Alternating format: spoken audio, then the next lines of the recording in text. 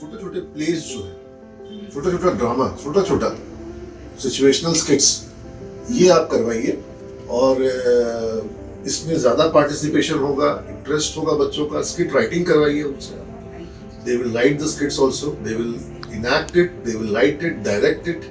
मतलब एक पूरा का पूरा जैसे कैसे प्ले होता है तो उसके लिए एक डायरेक्शन होता है, स्क्रिप्ट राइटिंग होती है, फिर इनैक्टमेंट होता है, तो उस तरीके से स्किट्स करें। और फिर इसको हम लोग स्किट कंपटीशन भी करवाएंगे लास्ट में, इंटर बैच स्किट कंपटीशन। पहले हम लोग जब इंग्लिश फेस्ट कराते थे तो उसमें स्किट्स का कंपटीशन होता था। कई बार बच्चे बहुत ही फनी फनी स्किट्स गाते थे। फनी में आप इसमें एक काम और कर सकती हैं, आप एड मैड शो करवाइए, आपके मैनेजमेंट से जुड़ा हुआ भी है, ठीक है। और एड मैड शो में आप किसी भी प्रोडक्ट को एडवर्टीजमेंट कराने का काम जो है इंग्लिश में ही होगा। Ads will be made in English, okay, but the idea is that they are creating an advertisement. Now over there they have to handle the consumer psychic, consumer behavior, product, marketing, features जो product में होने चाहिए, जिस तरह से हो सकते हैं, क्या हो सकते हैं।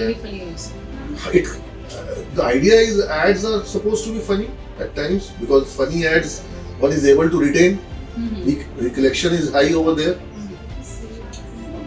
As the अगर उनको लगता है कि एक सीरियस एड ज्यादा प्रोडक्ट बेचेगा, अल्टीमेट आइडिया तो ये है कि एड से प्रोडक्ट बिकना चाहिए, ठीक है ना, अच्छा एड बनाओ, ठीक है। और हमारा आइडिया ये है कि इंग्लिश बोलने का उनको एक अवसर मिलना चाहिए, ठीक है। ये तो आपके रोल प्लेज वाला पार्ट हुआ।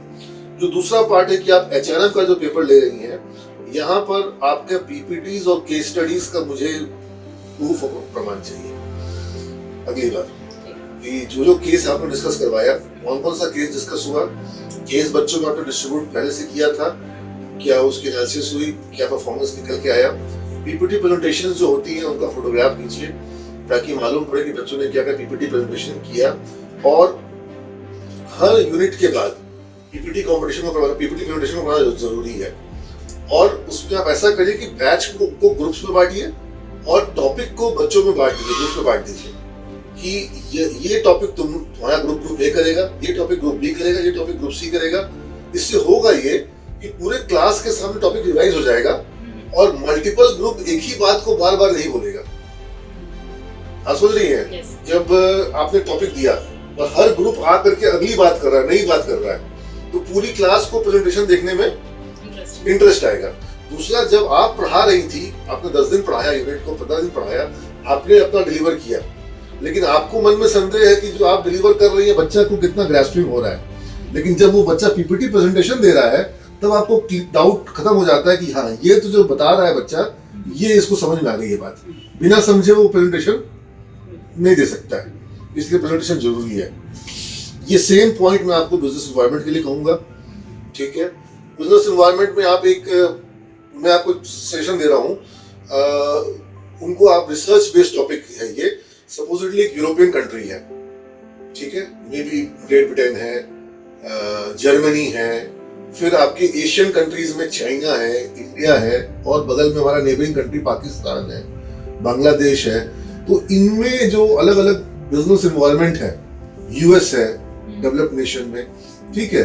तो इसमें जो बिजनेस एनवायरनमेंट है, क्या उसको एक कंपैरेटिव स्टडी वो लोग कर सकते हैं कि किस तरीके का बिजनेस एनवायरनमेंट है। नेट पर उनको काफी इंफॉर्मेशन मिल जाएगा, ठीक है। लेकिन जब वो कंपैरेटिव एनालिसिस करेंगे, इंडियन फाइनेंशियल मार्केट कैसा है, इंडियन रेगुलेटरी एजेंसीज कैसी है, इंडिया का ईज ऑफ बिजनेस क्या मैकेनिज्म है, क्या सिचुएशन है, क्या सिनेरियो है, मतलब we are not standing way ahead in the global ranking, but we are not very far behind also.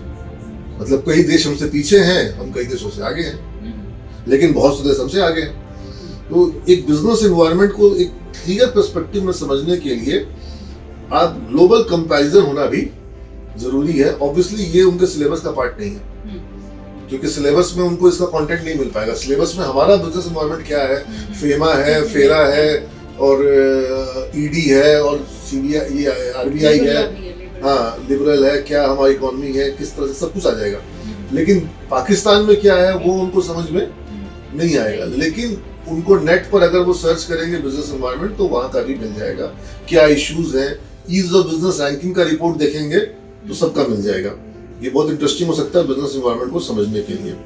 And then the most interesting part, जो आपने बुक्स, एक मोटिवेशनल बुक या सेल्फ इंप्रूवमेंट बुक को बच्चों को करवाया, power of habit, that was a very good thing to do.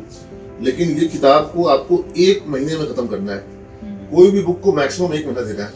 1 महीने में बुक काफी सफिशिएंट होता है खत्म करने के लिए। और जहां खत्म हो गया किताब, वहां अगली किताब शुरू करेगा।